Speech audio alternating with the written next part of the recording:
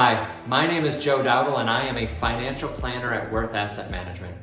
At Worth Asset Management, we strive to provide our clients with best-in-class retirement planning with a special focus on tax planning. After all, tax planning in retirement can be much more complicated than while you're working and even more important.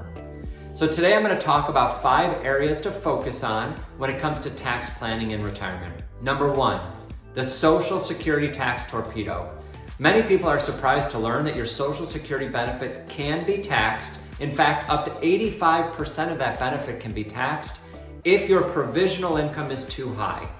Now, whether or not it's too high is depending upon how you file your taxes, but I would suggest it's extremely important that throughout the year, you or your planner are keeping an eye on that provisional income so that you're not exposing yourself to any additional taxes on your Social Security benefit. Strategy number 2 is called the Medicare Surcharge Cliff. Now, this one's not technically a tax, but I like to think of it that way because it's a cost that rises for you as your income rises.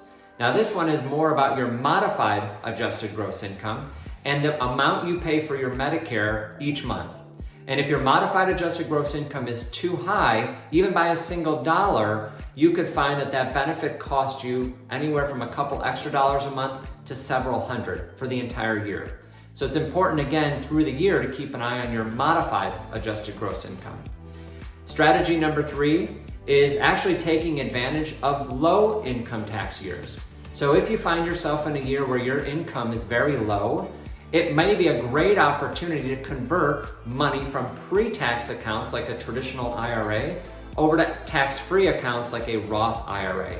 Again, it's something you should look at every year. If you're in that low income tax year, it may be beneficial for you to convert that money and realize additional income, pay the taxes now to avoid the taxes later. Strategy number 4 is, again, if you find yourself in a low income tax year, you may be able to get your long-term capital gains tax rate all the way down to 0.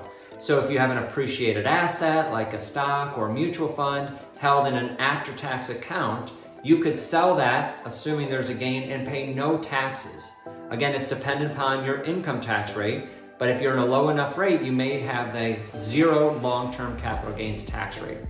And the 5th strategy is called a qualified charitable distribution, also sometimes referred to as a QCD.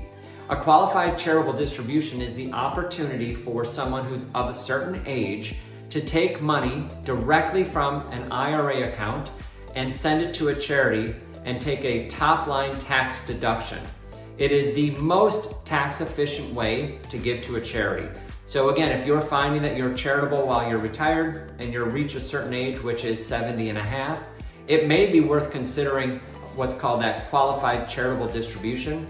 Now, there are some very specific rules around the qualified charitable distribution, so make sure you're talking to your planner and not exposing yourself to any penalties. But again, in my opinion, it's one of the very best ways to give charitably. So that's just 5 strategies you might want to consider to protect yourself from tax pitfalls when you're retired or take advantage of low tax rates. Of course, if you'd like to chat further, I'm happy to do so. You can just schedule the time to visit with me. Or, like I suggested earlier, your planner should be keeping an eye on this for you while you're retired. Thanks.